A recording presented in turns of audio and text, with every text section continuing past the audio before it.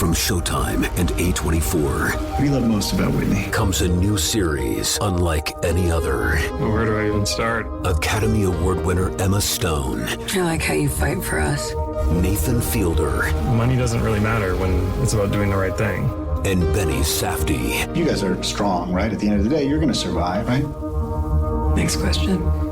New episodes of The Curse, streaming now on Paramount Plus, only with the Paramount Plus with Showtime plan. Your favorite band's about to play a sold-out show. You got in. Over here! With a friend, and found a spot close enough to see the set list. They're definitely playing your song. When you're with Amex, it's not if it's going to happen, but when. American Express. Don't live life without it. Your plans? Today it's dinner with the parents at your spot. We gotta come back here. Now, their spot. Or you're on the edge of your seat at the game. Come on, just one time! And it's the one. Or maybe you're catching the next flight to... Now boarding flight 1850. Oh, that's you. The choice is yours. And when you're with Amex, it's not if it's going to happen, but when. American Express. Don't live life without it.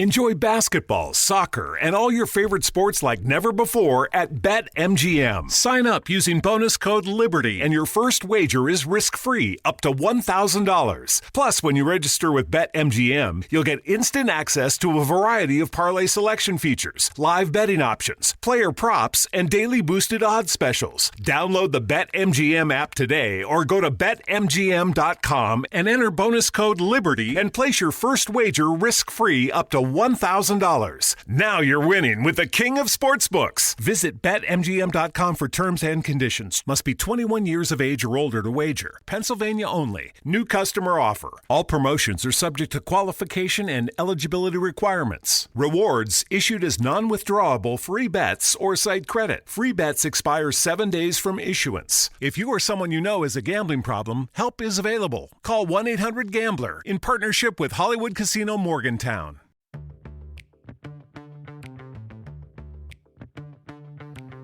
Hey, it's Christine from Storyworthy. Today on the show, comedian and writer Katie Love talks about growing up a Jehovah's Witness. He had noticed me in the congregation before. It was the first time that he got to sit down and talk to me. So we started chatting, and after that, we started quasi-dating. But here's the funny thing about dating as a Jehovah's Witness. It's not really dating. If you hold hands as a Jehovah's Witness, your next step in their mind is fornication. So you better get married. I was married to one of the sons of an elder in the Jehovah's Witness congregation when I was 16 years old. Today on the show, writer and comedian Katie Love talks about the Jehovah's Witnesses, getting married at 16, and then leaving the cult. Stay close. Hey, my name is Katie Love, and you're listening to Storyworthy.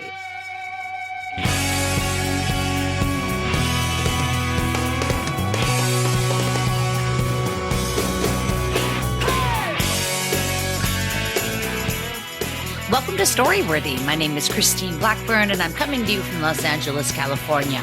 Whether you're a longtime fan of the show or a new listener, welcome to Storyworthy. I hope you guys heard the story last week with comedian Rachel Wolfson. Rachel Wolfson, holy cow. What an interesting girl. Katie, her story was about how she saw a guy move an object with her mind. Do you know what I mean? How she saw, I don't know how you say it, something supernatural or magical. Or super fragilistic or yeah, something superpowers. And I believe it, and I've seen stuff, and so I didn't discount it at all. But what's more interesting about her story is about Rachel growing up in Las Vegas, her mother, a district attorney, her mother, a judge in Clark County, her father, a district attorney, and her having to go to lockup as a high school kid.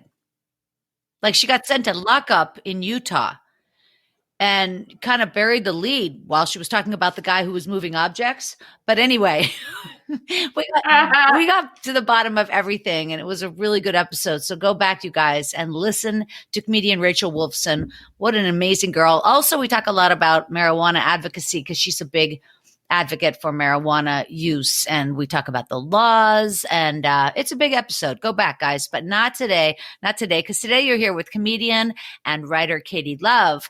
And Katie, I've known you for a while, but not as long as I feel like I should have known you. Does that make sense?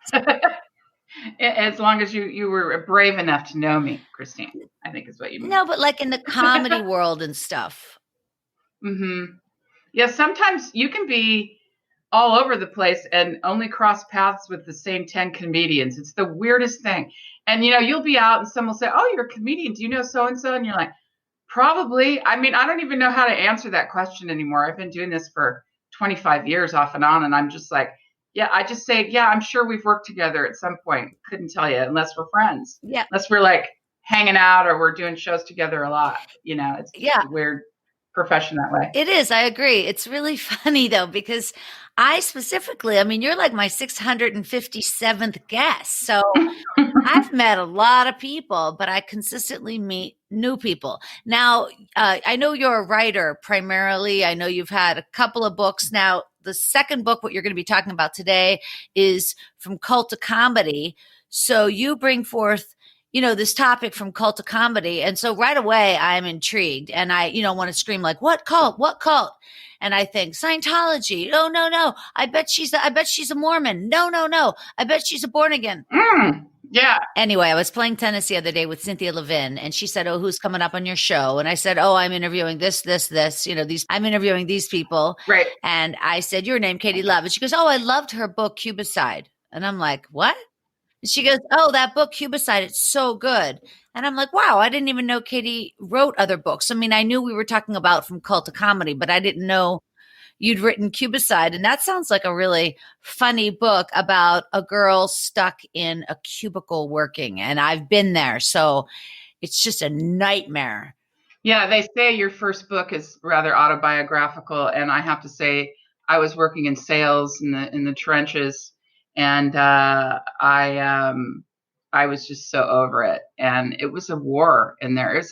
It's a full-on war in the cubicle world in the corporate America. And when I left it, I just wrote about the war that I survived, really. Tell me, what do you mean by that? I mean that, especially as a creative, and I think, I wrote, that book came out in 2010. And when you're a creative, the way that you problem solve is so much different than corporate America. And now here we are, 11 years later, but it's only been in the last, I would say, 2 years that the corporate world has sought out more of creative problem solving. So I was working in sales and I had all these crazy goals that were unattainable. And I would try to make it fun. And it was never fun. And it was always this, carrot that you had to run and chase. And I think there's a line in the book that said something like running over shards of glass, chasing a carrot that you never really asked for. And you're just trying to, make a living and make it all work. And I was doing a lot of comedy at night. And then when I first got to LA, I was driving around all over Los Angeles, listening to these sales tapes. He was some real estate guy, and I wasn't even selling real estate. I can't remember his name, but I think it was an 8-track. No, it wasn't an 8-track. It was a cassette. I'm not that old. And it was like, what are the 3 points of why someone is going to buy from you? And it was something like, it was like price, product, or me. So you're either going to buy because the price is right for the product, or you're going to buy because you like that person. And I would just program myself about these sales techniques all day. And at the end of the day, I really didn't want to be in sales. I was good at it, but I wanted to be writing, on sitcoms, and I wanted to be doing my comedy. And it was just this war within me and a war in the corporate world. And I never quite fit in because I could never really conform. And that's really what the book is about. It's about that fork in the road, about choosing creativity in your life, if that's what you're on the planet for. And so that was the foundation of the book. And it helped me work through a lot of things. That plus therapy, I got through a sales career. So there you go. Well, I think it's so interesting. I really do. What exactly were you selling? I was selling advertising. So I've sold everything from advertising to telecommunications. When I first got to LA, I sold pagers. That tells you how long ago I came to LA. So I came and we were sitting in the office that I had was in Culver City, and it was right next to this chicken wing place. And so I'd be on the phone trying to sell these pagers to these major hospitals, and I could hear them chopping up the chicken right next door to my cubicle. It was like chop, chop, chop, chop, chop. And I was like, wow, this is not a match. And then, Wow. so that was what I did. That's what I was selling when I first got to LA. And I did a lot of driving and traffic. It was just a nightmare for me. Yeah. So you were selling pagers to big companies so they would buy hundreds of them. Yes, but when I got there, they were only selling them they were trying to sell 1 and 2 at a time with these flyers. And I came from the Bay Area, and I was like, oh no, I don't have time for 1 and 2 flyers. I need to make some money. I got to pay rent.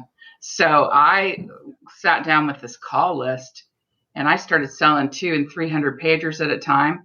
And they hated me in operations because they had never had a salesperson that came in and sold that many pagers at once.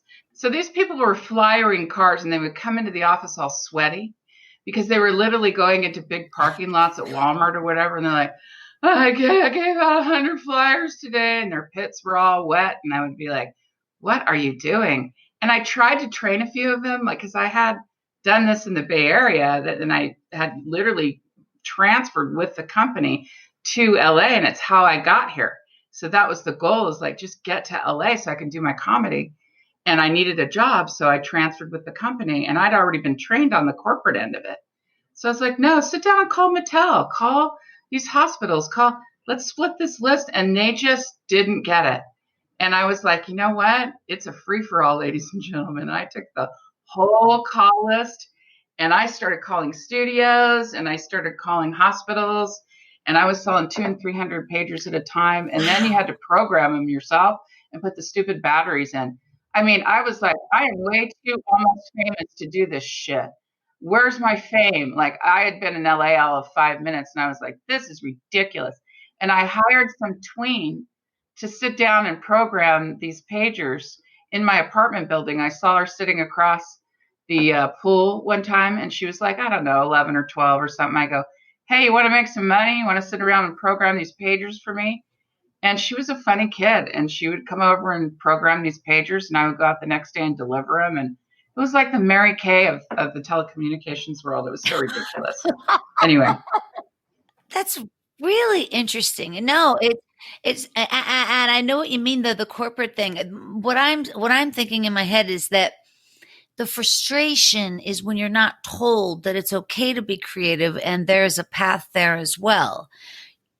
When there's nothing to draw upon, when you don't have an influence, somebody who could influence you to show you that, oh yeah, definitely that is viable, be a painter or whatever.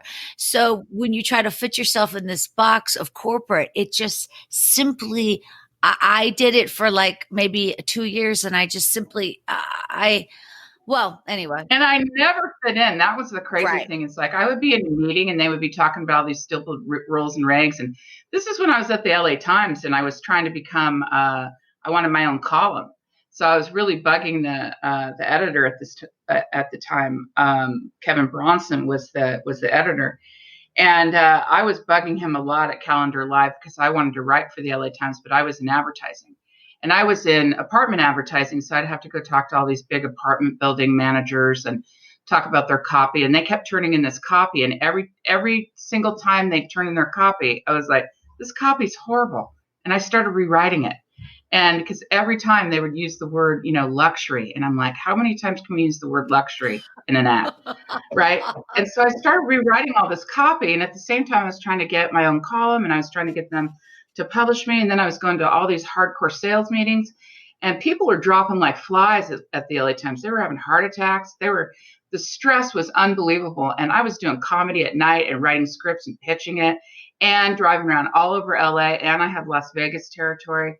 So I was and I would drive up to Palmdale. I was like, what am I doing in Palmdale? Nobody wants to buy advertising from the LA Times in Palmdale. Wow. And I mean, maybe they do, but they didn't then. And so it was just a lot of fragmented stuff. But I would sit in meetings, and there would be some boss, blah, blah, blah, blah, blah, blah, blah, blah, about some goal. And I would write, I had this little, I always had like a little notes journal, but it looked like I was furiously writing notes, but I was writing, JCC, Jimmy Crack Corn, and I do not care. JCC, I'd be flowers, doodles, JCC. And that was my joke. And I was so overworked and I needed an assistant that I made up an assistant and I called him Cuckoo. Oh my God. And every once in a while I would yell from my cubicle, just random yell, Cuckoo, get me a Snickers immediately. And I would say, where's Cuckoo's? Where's my sales forms? You know, and I had no assistant and I was sort of like unraveling. Yeah. And that became Cubicide. That became the book. Wow. So that when I left there, I sat down and wrote that book and it was fresh and it really was one of my favorite projects. And I'd still like to write a script for it because I think it would be a really great retro kind of film. It's sort of set in the 90s. So it's it's a fun book. Oh, I love the idea. No, I love the idea. And that must have been so therapeutic to get those words on the page after you had been in that world. Oh, yeah. I mean, and I wrote 2,000 words a day. I read somewhere that Stephen King wrote like 3,000 words a day. And I thought, you know, if he can write 3, I can write 2. And I was very tyrannical about it. I was like, don't talk to me. I haven't hit my 2,000 mark. And now I'm lucky if I write, I don't know, 500 words in my new novel per day. And I'm like, what's that shiny object? The news. You know, it's just a lot different now. Well, it's hard. It really is hard. I know there's a lot of writers groups out there where they just, like my friend Annabelle is in one or I think she started it where, you know, you just get online with people and write at the same time. Mm-hmm. Yeah. One of those is called Shut Up and Write. And I used to go to a Panera Bread and it was because I just thought, well, that's kind of a nice thing. And I had come back from Ireland and I had a writer's retreat that I went to in Ireland where we kind of 5 ladies got together and we took over this bed and breakfast in. And I was really craving that kind of community. But those were friends that I'd met in France and done the same thing. And so I was like, and I was still trying to get my book done, which was the 2 Tickets to Paradise from Cult to Comedy about growing up Jehovah's Witness, which I know we'll get into, but I really wanted that community. So I go to Panera Bread. It's called Shut Up and Write. And literally everybody comes there and they shut up and they write, but everybody's also eating muffins and chips and fun, you know, opening chip bags and getting up and getting more chips. And it's really not very quiet. It was a lot of, so I went twice. And then I again started like training people like, oh no, someone asked me a question. I go, well, you know, for character development, and I started becoming like this like reluctant coach, which I was already coaching writers. And I go, well, this is supposed to be for me. And I'm going into the coach mode. I go, I just need to go home and eat my own damn muffins and chips. This is ridiculous. Mm-hmm. And so I stopped going, but I think those things are still online. They still send me emails. And I thought, well, maybe it would work better if I was at home by myself and I'm not listening to everybody's jibber jabber and chips and crunching and Well, you really have written a lot because I know, like you were talking about, you were a copywriter and you've been a published author and you've optioned screenplays and you're a comedian, which is, of course, all writing. So you are a consummate writer. And I'm excited to hear about your story today from Cult to Comedy because, yeah, like you just mentioned, you were a Jehovah's Witness. Yeah. And that is I just recently saw a Netflix thing on it because about every Christmas time, you know, just with the smell of love and peace in the air, I go down the Scientology rabbit hole. I can't get enough. I watch it every year. There's always new stuff out. They keep repeating themselves, but it's still so fascinating to me. And then this year I gave myself a New Year's treat and I watched one on Jehovah's Witness. Oh, was that the Leah Remini special? Where she, yeah, that was intense. And the interesting thing about that is the lawyer, the Zalkin firm that is working, that was featured in that episode is actually my law firm. When I went to go find justice for the things that had happened to me in that religion, I was referred into the Zalkin firm, and they are my firm now. They're my representative. Wow! So I thought that was really cool, and it all happened around the same time. I was like, "What? That's my attorney!" It was wild. Yeah. Well, sure. And you know, when there's so many stories, obviously it comes down to the truth. I mean, we can't all have the exact same goddamn story. Exactly. In this, you know, you hear these Scientologists, you know, and they were in the cult for 30 years, 20 years, like their lives are gone. Yeah. And they have to, you think they would talk about it if it didn't happen? I mean, it's just so upsetting. And I know that now that there's so much exposure about all these cults, I think that most members are now born into it. Like a lot of people aren't turning to that because they know better. Yeah. Well, there's more information. I think that's really true that most people are sort of born into it now, but then there's still a generation of people that are still sort of stuck in the old traditions and trying to leave their religion or find out really what they believe, and they don't want to compromise their family life. So there's still a lot of residual, effects and impact on families that are torn apart by religion. So. Well, sure, because, these people leave and then they basically have nothing. I mean, they don't have any friends. They don't have anybody, except sometimes, on like the Leah Remini special, they would talk about, and so I called my father and he opened the door and didn't think twice. Or I called my sister. Like they could find somebody who would forgive them for being such a douchebag. I'm sorry. No, they could find somebody to go to who would say, yes, I'll take you. Even though I know there's people going to be on my steps tomorrow fighting for you and I might have to do more work. I mean, it's a whole thing. It's like an addiction, right? It's like something you would have to go through intervention about, I suppose. I mean, coming out of a cult is no easy feat. That's what I mean. And yeah. I did it in the Bahamas. I had been celibate for 10 years. So I was married at 16, which I'll talk about a little bit about, and then divorced by the time I was 21. Wow. And then I was celibate for almost 10 years, trying to hang out in the religion, waiting for the new Jehovah's Witness fabulous guy to come along, and he didn't. Oh boy. So I left the religion in the Bahamas on Paradise Island, which the ironic part of that is that Jehovah's Witnesses promise paradise is their carrot. And so when they come to your door, they're like, you ever thought about living in paradise? Do you have a couple of minutes to share a Bible thought? And that's where I get all my sales technique and my comedy. That's hilarious. I dated a guy. I just go into that voice. That's hilarious. I dated a guy who always had them into his house. He thought it was hilarious to sit and chat and, just be really nice, but also, really ask them serious questions and make them think. Mm-hmm. Anyway, listen, I'm excited for your story. But before we get to Katie's story, you guys, I did want to remind you that we are playing Story Smash every Friday night at 7 p.m. Pacific time, live on Facebook and YouTube. And holy cow, it's going so well. I've had on some amazing talents and fabulous judges. So really, you guys, come on over on a Friday night, 7 p.m. Pacific time. There's no tickets involved. Blanca Patch, Danny Zucker, Kira Sultanovich, Madeline Smithberg, and the list goes on and on. Melissa Peterman, for goodness sake. I've had on incredible judges. You guys got to check it out. It is the funniest game show not on television. Katie Love, am I right? Yes, I have had so much fun on that show. And it really, it keeps your chops sharp because you can't phone it in.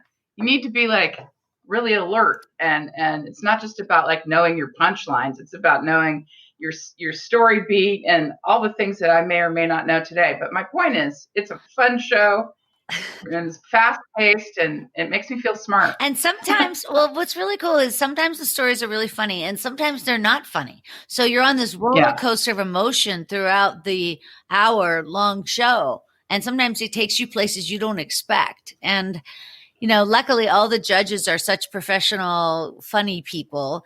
They're able to keep it, a light tone, but it goes different places. It's really cool. Yep. It's a great show. I've had so much fun. And like I said, it makes me feel smart. And anytime that I can feel smart, then I'm going to grab that opportunity. Well, you won a couple of weeks ago. That was totally cool. I did win and still trying to figure out what I want to do with my big winning. That's right. Well, don't spend it all in one place. I'm going to try to maybe get 2 tacos. That's with it. That. And, I'm very proud of it. Listen, you guys, check it out at storysmashshow.com and also go over to storyworthypodcast.com because that's ground control right there. Storyworthypodcast.com. All right, you guys, she's here right now. Katie Love, you've heard her talking. Like we said, she's a comedian and a writer, and she has had a couple of books out, like we said. Her book, Cubicide, which is a dark comedy about a singer-songwriter stuck in the bowels of corporate America. And she's currently making the publishing rounds, and we're all so excited about this new book that you have out called 2 Tickets to Paradise, From Cult to Comedy. And you guys can find out more about Katie at writelaughLove.com, and also find her on Twitter at Katie Love Writer. And another really great thing that Katie does is something called Laugh Gallery. Go over to laughgalleryusa.com, laughgalleryusa.com, and you'll see people's interpretation of art. And it's so funny. Like, everything is surrounding art, whether it's a comedian or a writer, they're just talking about art, whether it's art they made or like people talk about their favorite artists, whatever. But it is really funny. I did one on there about how I love to paint Van Goghs, but I missed an entire page because I never unfolded the page when I painted it. Anyway, it's stuff like that. Super funny, you guys. So check out laughgalleryusa.com. Okay, you guys, wherever you are, put your hands together for Katie Love. Why, thank you, Christine. Wow, that's like, I like to hear the sound of applause in my own mind. That really sets me up to tell a story. I have a lot of favorite stories from the whole Jehovah's Witnesses years. Just a lot of funny things, because while it is tragic to grow up in a cult, there were a lot of funny stories. And just recently, I put up a bunch of pictures of my anniversary. It was January 14th, would have been I don't even know how many years, like 20 something years. It would have been my anniversary, because I was married to one of the sons of an elder in the Jehovah's Witness congregation when I was 16 years old. Now, so everybody was like, I do a lot of single person comedy, so I talk a lot about my love life and my lame sex life and just my overall misfit vibe in the dating world and trying to navigate it, and where's my guy kind of thing. And I think that most people thought, that I've been single forever, but yes, I was married. And it is in the book. This chapter is called Teen Bride. And the gist of the story is my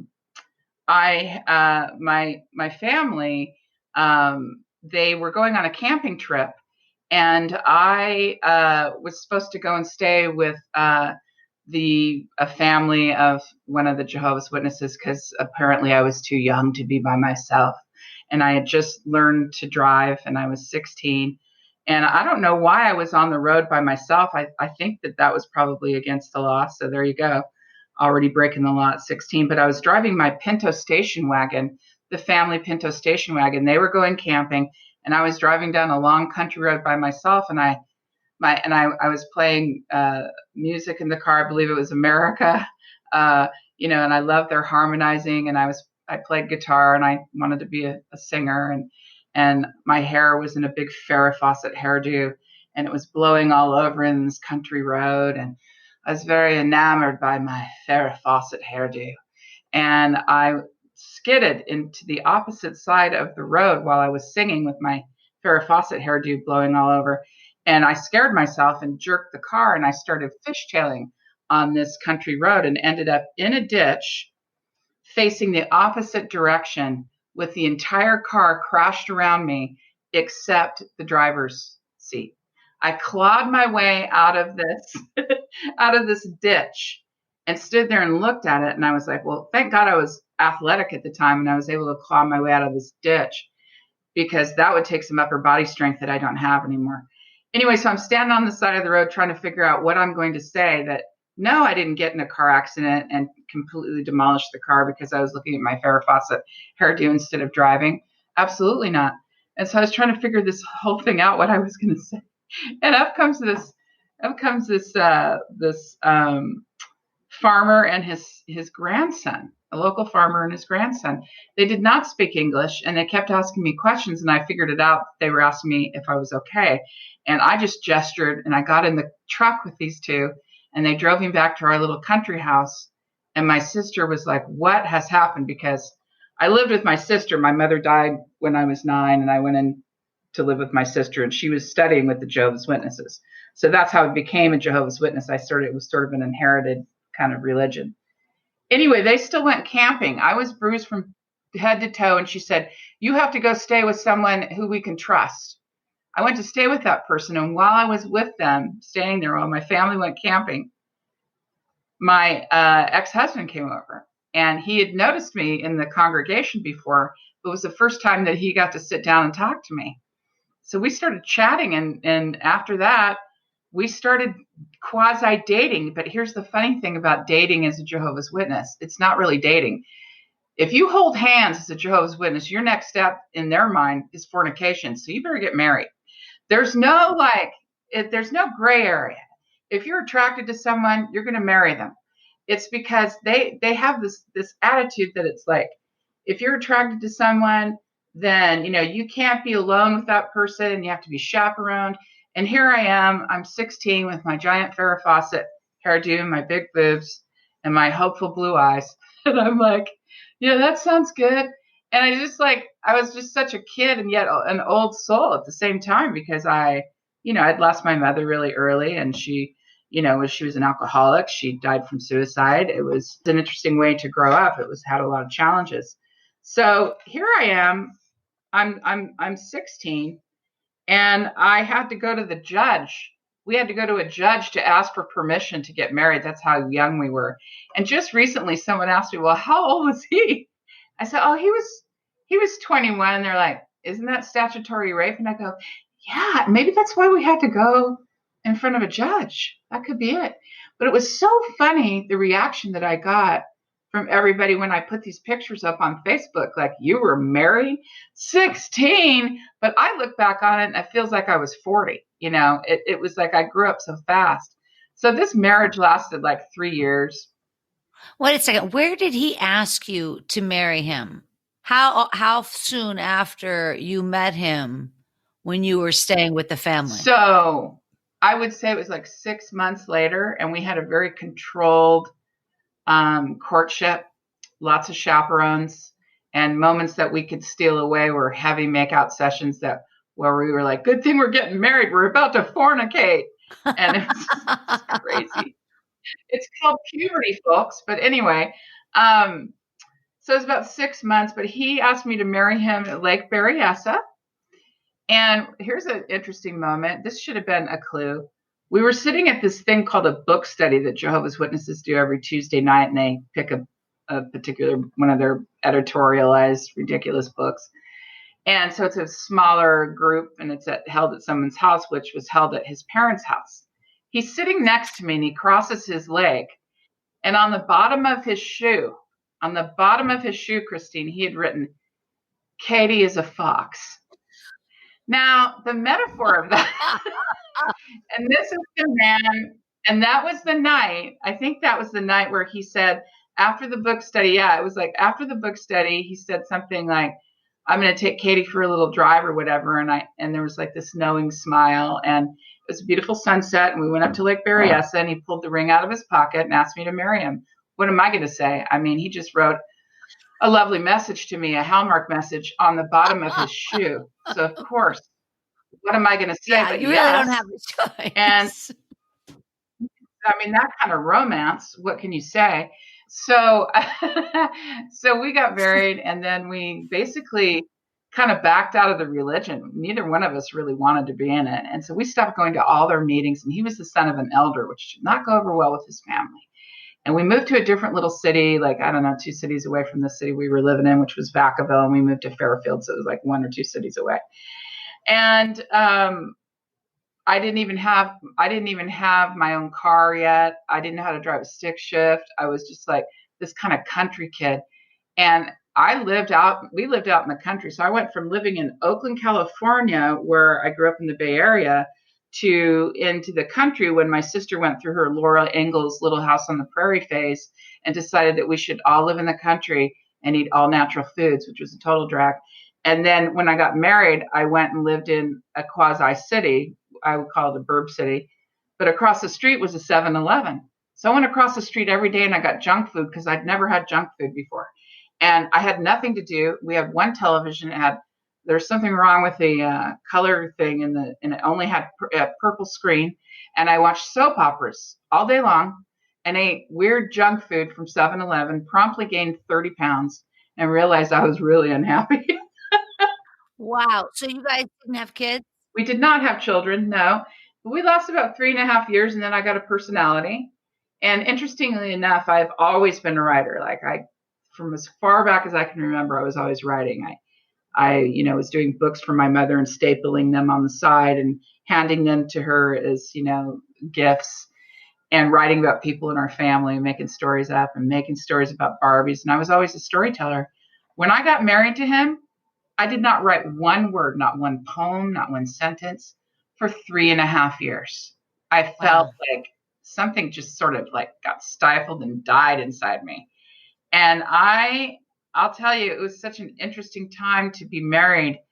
And as soon as I said I wanted a divorce, which you're not supposed to do in the religion, then I was told, well, you're defiling the marriage bed. And so in God's eyes, you're still married. So you'll have to wait for him to do something to defile the marriage bed. So you're not really divorced in God's eyes. So I spent the next 10 years celibate, like waiting for him to get married or for something to happen. Yeah, so I spent my entire 20s celibate. And when I came out of that thing, I was ready to get it on, girl. I was ready to throw down. How did you finally get out? What was the end? When did you put it behind you? I put it behind me on my 30th birthday, and I won a trip to the Bahamas. Well, a friend won a trip to the Bahamas, and she decided to take me. And she was a brand new Jehovah's Witness and had heard that I was really fun. So we just became friends, and she said, I wanted to take you on this work trip to the Bahamas. I said, I'm all over it. And this is now my best friend, Veronica. And so we went to the Bahamas, and it was called Paradise Island. Now, why that's funny, and I didn't even realize this until I wrote the book. This is why this is funny. Jehovah's Witnesses, one of their main doctrines is that the way that they present their rhetoric to you is about living forever on a paradise earth that's been restored to its original intent, that God always wanted us to live on paradise and live forever. And that's how a lot of times they'll knock on the door. And I remember knocking on the door and someone would answer and I would say, hello, do you have time to share a Bible thought today? Have you ever thought about living in paradise? And that's how the whole conversation would start. So the ironic part was I was leaving the religion on Paradise Island. I finally made it to fucking paradise. And I fornicated this guy's brains out on a white sanded beach in the Bahamas and came home and left my religion after that and lost everything, everyone I knew, except a couple of members of my family that were not Jehovah's Witnesses in one day. Every friend, everyone I knew in one day was gone. What about the girl that you were with in the Bahamas? I mean, that young girl, and she was new. Yes, she left too. And she's now my best friend, Veronica. And she's an amazing singer and artist and just, lots of heart. And she left the religion shortly after me. And I believe she said, so I'm not staying in this thing alone. Like she was brand new to it and she left it. So did she know that you were sleeping with that guy? She knew I didn't tell her when we were there. I kind of snuck out and did this whole thing overnight and came back. Who was the guy? How did you meet him? I met him because we were on the beach and he offered us a ride on his banana boat. He had a banana boat business. Do you like that metaphor? I mean, I like things that are metaphoric like that. And yeah, we went out on his banana boat, literally. And so we spent the day with him riding around the islands, on this banana boat. And then he wanted to see me and he kissed me. And I hadn't been kissed in 10 years. And in the book, I think I call that chapter something like, you think too far ahead, Mun, because that's what he said to me, because he kissed me. And I said, you don't understand what this kiss means. It's going to change everything I'm going to lose my religion. And he was like, what? He was just like an island dude making out with a tourist, And I'm like, and so he goes, you think too far ahead, Mom. And he was just such an awesome, he's a great kisser. And it was just a beautiful moment. And it was worth losing my religion for. Anyway, and then my favorite part is that at the end of our fornicating extravaganza, he stole my traveler's checks. So I had some traveler's checks. And I woke up in a blur of alcohol and sand up my ass. And so I was stealing the rest of my traveler's checks. But I was really okay with it because to me, it was like, this is the wages sin pays. Like, No, really, did he take them? he took my traveler's checks. But don't you have to have the same signature and stuff? Wasn't that the whole deal with traveler's checks? Who knows? Yeah, and traveler's checks, for those of you who don't know anything about traveler's checks, I was born in 1912, and traveler's checks are monopoly money, and they're ridiculous, but they were like what you would call... It's a piece of paper. It causes everything to be more complicated. Yeah, I don't even know how they rounded them because nobody had debit cards then. It was like safer than carrying cash. Yeah, that's right. My dad, just coming from Pittsburgh to Los Angeles to visit me, he would bring traveler's checks, and we would have to go to the bank to get the money from the traveler's checks. It was so asinine, but that was before debit cards came in. And then my dad was very, leery of debit cards. So he stayed old school, traveler's checks. Made no sense. Okay. So wait, your ex-husband, are you in contact with him? Did he leave the religion? Yep. It made no sense. He got married again. He's been married 3 times. And I ran into him at a Mexican restaurant that I just loved, this Mexican restaurant in Vacaville. And what's interesting is that the day that I was in there with my friend Veronica, we were driving through town. Her parents live there. I said, let's go to Murillo's. And she said, no, let's go to the new one. I go, no, let's go to the old one, old school. And she was right by the new one. I go, no, you got to turn around. We got to go to the old one. Walked in, and there he was. He was sitting there, and it had been like 17 years since I'd seen him. And I walked up to him, and we had this funny conversation. And he just said, I'm really sorry. I worried about you a lot, because I was so young. And I said, no, I made it through. And he's asked me questions about comedy and stuff. And he's left the religion too, but I think he sort of walked away from it, where I was very, I was very aggressive about leaving it, and I was disfellowshipped. And now, because I speak out about cults, I'm considered an apostate. Did you have brothers and sisters in it? My sister is the person that brought me into it when I went to go live with her when I had lost my mother. And so I haven't spoken to her really since. So she's still in it. Yeah, she's still in it. And so is her son. So I don't talk to that part of the family, but my niece left it on her own. And then, so she and I are very close. And then my brother was never in it. So I have 2 family members and their kids that I'm close to, but that whole side of the family that are Jehovah's Witnesses are, they are bound by their commitment to the religion, where they cannot speak to me. So yeah. Vacaville is here in California, yes? It is. It's a little shit town in between San Francisco and Sacramento. Now they've got, I think, some outlets, some shopping outlets. So it's kind of a commuter town. Sounds like a nightmare to me, man. It's right off the freeway. Everything's off the freeway. I was like, isn't that cow? So is it Cowville? It's pretty much that. Yeah. Yeah. Interesting. Yeah. All right. So now you're out of that cult. Thank God. Thank God. It seems so hard to believe they could flourish at all now. I know. I mean, there's so much information out. I know. Who would be a Jehovah's Witness? I really think that, I think that they're recruiting door to door. I joked in the book and with friends that don't hire Homeland Security to run, intel for the country. Hire Jehovah's Witnesses, because they've got notes and data on every single door that they've ever knocked on ever. And I mean the address, who they talked to, whether or not someone showed interest, whether they had their own Bible or not, like all kinds of shit like that, right? That's funny. So I think that their efforts door to door, because of the consistency, and I think that, the way that they approach, are you tired of the wrongdoing in the world? Do you feel like you want more peace and security? And do you feel like, you'd like to see more goodness in the world? Have you ever thought about living in paradise? I mean, the questions that they ask, if you look at it from a sales point of view, they're going to get some closes, but I have seen, I'm on a little Twitter feed that's #XJW.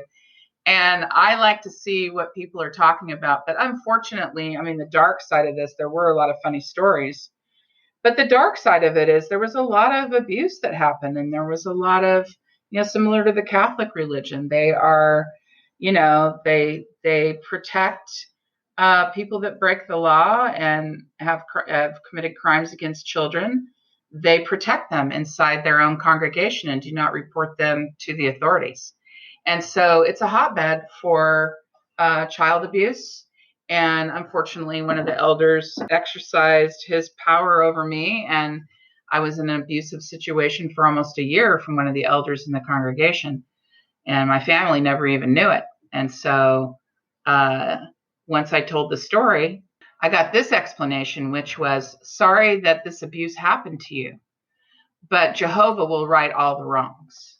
And it's no reason to leave Jehovah's house, which was predominantly why I wanted to leave the religion. I never trusted it after that, as it happened when I was 13 years old. Wow. So, they're protected by having to not report. They don't report the crimes to the authorities. So there are no advocates for the children, and the children don't have a voice. Right. And so I sought justice after the statute of limitations was lifted by Gavin Newsom last year. And I was referred into this legal firm. And I'm really pleased with my decision to move forward on the justice, because for me, it's important to stand up for the children and for the child within yourself, really, and to have that kind of closure. Yeah. Of course, we know as comedians and as writers and creatives that a lot of our healing goes into our art. So when I went to go name the book, it really came full circle for me when I said 2 Tickets to Paradise, because the reason that I joined it, I had to, because I was, a kid. I was 9 years old. I didn't have anywhere to live. But it was that carrot about paradise. And for me, the 2 tickets was I wanted to see my mother again, because that's what they said to me. Hey, would you like to see your mother again in paradise? Now, what kid that's just lost their mother to suicide isn't going to say yes? So that's where the 2 Tickets to Paradise part comes in. And then when I left the religion, I think it's hilarious that I went into a whole new kind of tyranny, into comedy and show business. But I really buried myself in creativity and expressed myself. But it wasn't until recently that I started talking about being an ex-Jehovah's Witness on stage. In fact, I would say I hardly ever spoke about it, and people were really shocked. Yeah. And I just got a kick out of putting those pictures up on Facebook the other day about being married so young with my little veil. And you were so cute. Adorable pictures. Thank you. We had our faces superimposed over some doves on a cake. But the hilarious thing about a Jehovah's Witness wedding is that it's the only thing they celebrate is weddings, right? So they don't celebrate any holidays. No birthdays, no Christmas. No birthdays, no Christmas.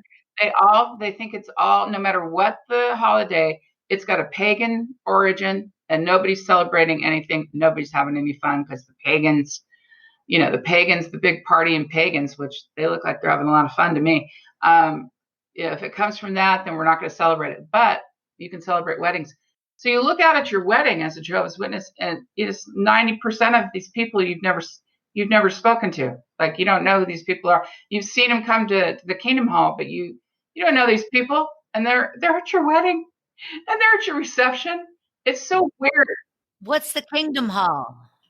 The Kingdom Hall is what they call their church. I see. So the Kingdom Hall of Jehovah's Witnesses. Wow. And I mean, I should put some other pictures up, because they're just hysterical. There's one picture of me where there's a scripture that's running behind us, like it's got the scripture that's like, I don't know, it's like superimposed on or painted or some shadow box thing in the Kingdom Hall, and it's like got the scripture, and I've got this faraway look in my eyes, like, what the fuck did I just do? Right. And it's at my wedding. That's hilarious. So I had so much fun talking to people about that, because I thought everybody sort of knew. I don't know. You know how you think people have heard your stories or whatever? And Katie, as well as I do, nobody gives a shit about anybody. I mean, I'm just saying, like, nobody knows what's happening to anyone. Nobody cares. No, I'm just saying, like, no one cares. That's why you're so important. That's what you're doing. Everybody out here is out here for themselves. Exactly. So really nothing even crosses their mind. Yeah. Oh, that's hilarious. You crack me up. All right, you guys, listen, we do got to wrap it up, but check out Katie's fabulous photos on Instagram at Katie Love Writer. You're so lucky to have the name Katie Love. That's a great name, by the way. I do love my name. That's my married name. So I I left my Irish name, which was Corey, Katie Corey, and I took his name and kept it. I loved it. And it's funny because a lot of good friends just call me the whole name. There's Katie Love. Katie Love. That is sweet. It is. I like it too. You could, if you had a little child named Katie, and you could see you saying, "Oh, hey, Katie Love." That's sweet. Yeah, that's a sweet name. Anyway, you guys definitely check out Katie's pictures over on her Instagram at Katie Love Writer, and then follow me over there as well at Storyworthy. And don't forget to check out Story Smash, the storytelling game show, every Friday night live on Facebook and YouTube, 7 p.m. Pacific time. Boy, oh boy, it's a laugh. I really want you guys to check it out. No tickets necessary. All right, you guys, one more time on behalf of the very talented Katie Love, thank you so much for this wild and awesome roller coaster story from Cult of Comedy. I love it. Thank you, Christine. I appreciate being on Storyworthy today. It's been a great time talking with you. And thanks for all the work you're doing, getting everybody's stories out there. Because like you said, no one cares what our stories are unless you're there to tell them for us. Thank you. That's my niche. My niche is curiosity because nobody else seems to have it. All right, you guys. My name's Christine Blackburn saying, make it a story-worthy week.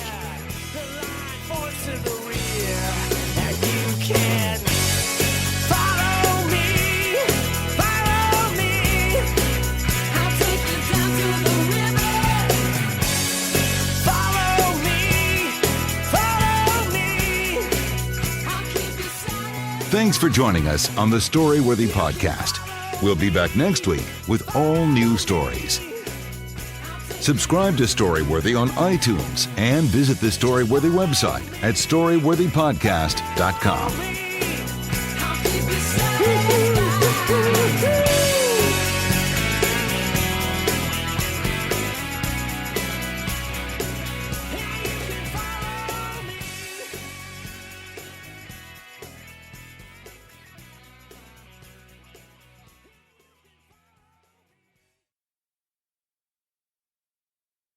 Your plans? Today it's dinner with the parents at your spot. We gotta come back here. Now, their spot. Or you're on the edge of your seat at the game. Come on, just one time. And it's the one. Or maybe you're catching the next flight to... Now boarding flight 1850. Oh, that's you. The choice is yours. And when you're with Amex, it's not if it's going to happen, but when. American Express. Don't live life without it. It's time to roll out the red carpet for, well, new carpet. Right now at the Home Depot. Choose from hundreds of styles and colors from top brands. Plus, get free installation. So whether you want to brighten up your bedroom, add a little more cushion to your living room, or, yes, add some VIP flair to your hallway, you can get the perfect carpet to match your mood with free installation from the Home Depot. How doers get more done. Minimum purchase of $4.99. Exclusions apply. U.S. only. See store for details.